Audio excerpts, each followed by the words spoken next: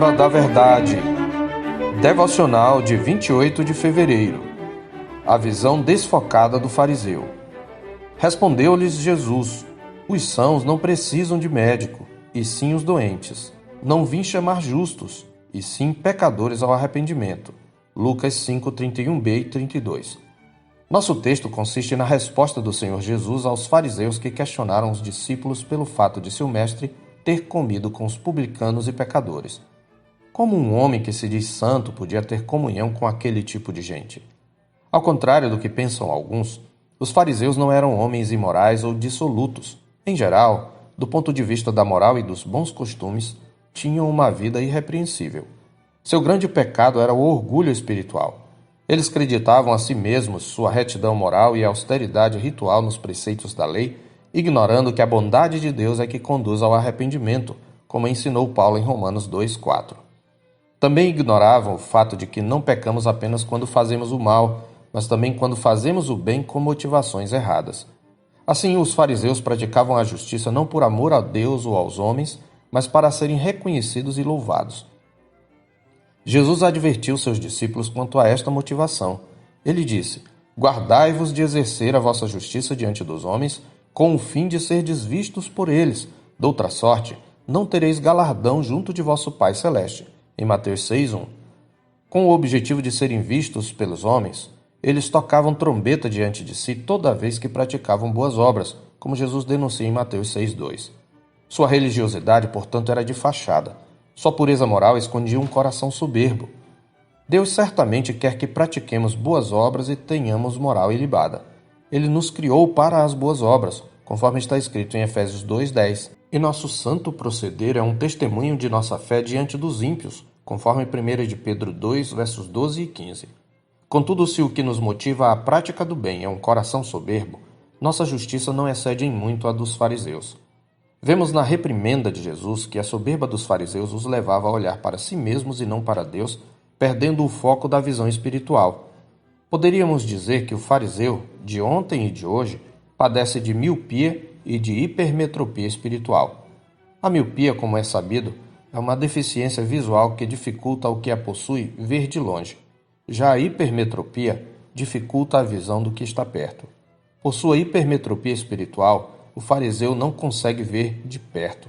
Não consegue enxergar sua própria condição de pecador carente da misericórdia divina.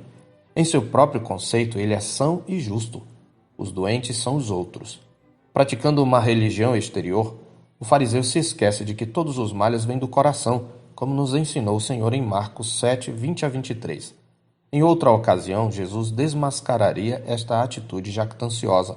Vós sois os que vos justificais a vós mesmos diante dos homens, mas Deus conhece o vosso coração, disse o Senhor em Lucas 16:15. Desse modo, o fariseu tenta se justificar a si mesmo em vez de confiar na justiça salvadora de Deus, pois ele não consegue ver que a bondade de Deus é que refreia o pecado. Por isso, orando de si para si, o fariseu celebra sua própria justiça exterior, como o descreveu Jesus na parábola de Lucas 18, versos 11 e 12. O fariseu, posto em pé, orava de si para si mesmo desta forma: Ó Deus, graças te dou porque não sou como os demais homens, roubadores, injustos e adúlteros, nem ainda como este publicano. Jejuo 2 vezes por ano e dou o dízimo de tudo quanto ganho. No verso 9, Lucas já havia explicado que Jesus propôs a parábola a alguns que confiavam em si mesmos por se considerarem justos e desprezavam os outros. É por causa de sua hipermetropia espiritual, fruto da soberba que precede a ruína, que o fariseu olha para os demais pecadores de cima para baixo. Mas como se a cegueira ao que está perto não bastasse, o fariseu tampouco consegue ver de longe, sofre de miopia espiritual. Por isso tem dificuldade em enxergar o arrependimento no outro, não consegue crer na mudança.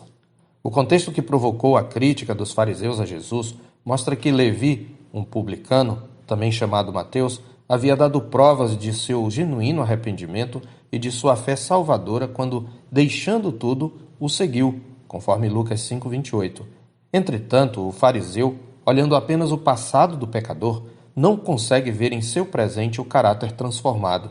Certamente é necessário ao pecador arrependido produzir frutos dignos de arrependimento, conforme alerta João Batista em Lucas 3:8. Mas a trave no olho do fariseu o impede de vê-los, mesmo quando eles estão diante dos seus olhos. O fariseu tem dificuldade em perdoar o pecador arrependido e esquecer o passado. Numa linguagem contemporânea, o fariseu é perito na arte do cancelamento. Você conhece alguém assim? Mas cautela! Antes de sairmos por aí tentando encontrar os fariseus e apontar o dedo, faremos bem em procurar o fariseu que, porventura, haja dentro de cada um de nós. Não sejamos como o professor de escola dominical que, depois de ensinar sobre a parábola do fariseu e do publicano, encerrou com a seguinte oração: Ó Deus, graças te damos porque não somos como aquele fariseu. Que Deus nos livre da cegueira do farisaísmo, que se auto-justifica enquanto condena levianamente o outro, ignorando o que significa misericórdia quero e não holocaustos. Eu sou o pastor Marcos Augusto, pastor da Terceira Igreja Presbiteriana de Boa Vista, em Roraima. Tenha um bom dia na paz do Senhor Jesus.